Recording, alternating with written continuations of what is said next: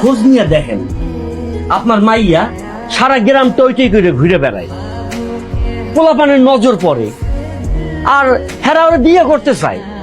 আর চাইবই না কেন, মেয়ে দেখতে সুন্দর না? পরি টই টই করে ঘুরুক আর যা করুক, পরিরটা পরিরে বুঝতে দেন। পরির নিজেরও তো একটা পছন্দ থাকতে পারে কি? আমার তো মনে হয় পছন্দ আছে। তুমি সে কথা কেন? ঘর সাহেব, আপনি আর কথা বাড়ায়েন না।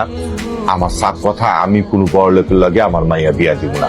আপনি এখন জানতো মেয়ের জীবনটা লই ঘাউরমি কই দিন না। কি বললেন আপনি? হ্যাঁ, আপনি মালি আমার বাপরে ফল দিবেন? একবার বলছেন না বড় লোকের সাথে বিয়ে দিবে না, কানে ঢুকে না কথা। এই পরি, জাল ঠিক মতো পাচ্ছস? কাকু ঠিকঠাকই তো পাচ্ছি। জালে মাছ ধরা পড়বো তো? হ্যাঁ, কমু কেমন তারা কবি কেমনে জাল পাচ্ছ তুই জানাস না? কার আয় দেখি। ও এখন তোমার শরীরটা কেমন লাগতেছে? ভালো। আর কিছু খাইবা? জি না, থ্যাংক ইউ।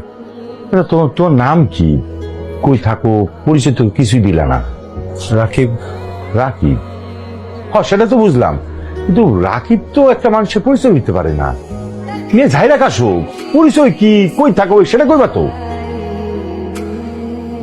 গ্রামে থেকে আরেক গ্রামে কাঁচামালের ব্যবসা করি, সাপ্লায়ার বলতে পারেন।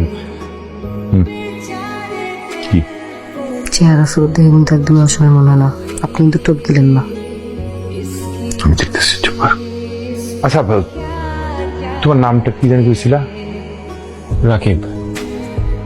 শুনো রাকিব মিয়া, আসলে তোমার তো আমি চিনি না, জানি না। হুট করে একটা অপরিচিত মানুষের আমি কেমনে কাম দিই কত?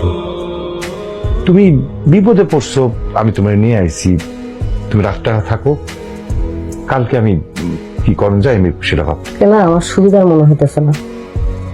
একটা কথা বলবো, কিছু মনে করলে? বলেন। অনেকগুলো ঘাস তো আপনার কাটতে হবে না, শুধু যদি একটু বসতেন, গল্প করতাম আর কাটতাম, নাহলে তো বোর হয়ে যাবো। আজলামি করার জায়গা পান না?